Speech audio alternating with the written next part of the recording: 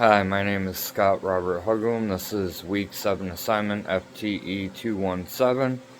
There is no ammunition anywhere in my workstation, just a lot of tools. Don't mind the mess. 1 second while I go grab my... I have 2 different firearms here. I will be clearing both of them. There is nothing in this one. This is New York State compliant. It's got a cross armory lock on it.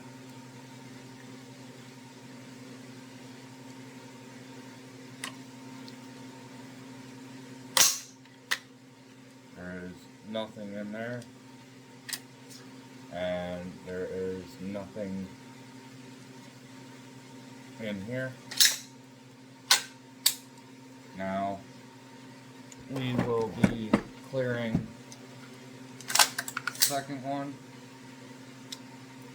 There is nothing in there. Bolt is held open.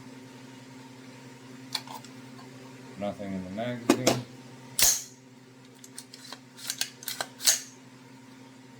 And nothing in the gun. Both firearms are cleared. We will be discussing, I took some notes here. Trigger work should only be performed when there is a clear need for improved performance. I'm not doing competition shooting. I'm not in the military or anything like that.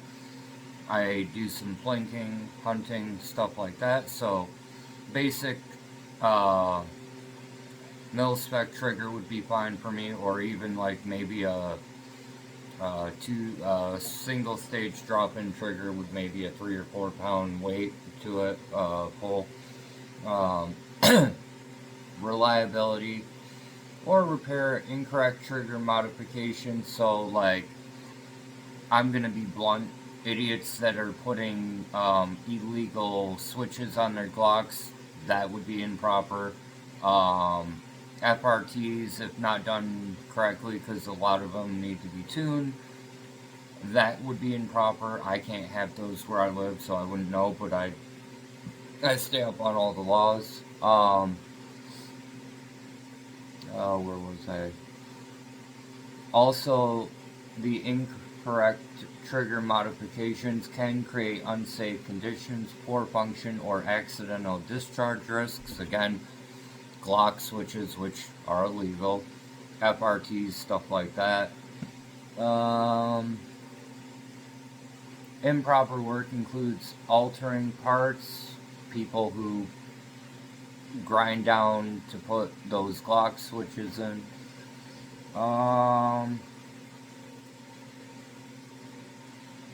Beyond specifications or weakening safety features, which can be avoided through proper knowledge and inspection.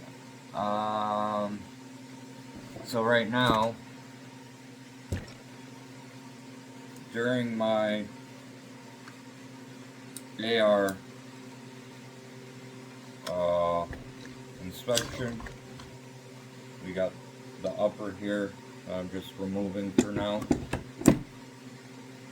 We have the lower, there is nothing in the magazine. Let's see here. I will be checking the components, condition, fit, wear, and overall operations, and I would verify the safety selector and disconnector function correctly. The easiest repairs would be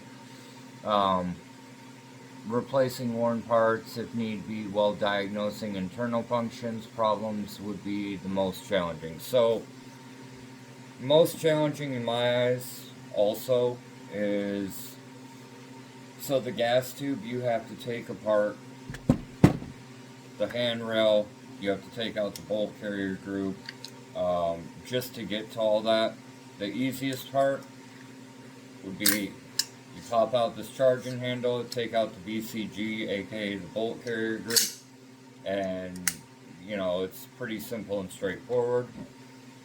As for checking the internals,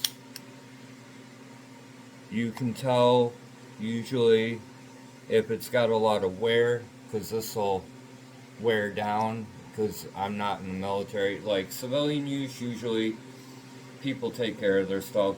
You're not going to see as much of that unless you're into like the competition shooting, or you're doing like build drills, stuff like that. It's not full auto, this is semi-auto, so again, you're not going to have all the wear and tear. People in the military might have more wear and tear. Right now, the safety selector, as you can see, is locked in the open position. If I do this, but now it is on safe.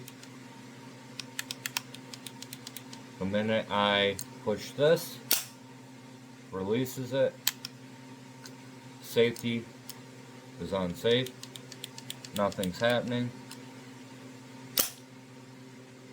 So that's all functioning accordingly. Again, safe, not safe, that works. Next we will be, one second. So next I'm going to take 2 of these snap caps, or dummy rounds, whatever you want to prefer to call them. We're going to put these in. We're going to charge it. It went in. We're going to safety it. As you can see, it's on safe. Now we're going to put it to fire. Click.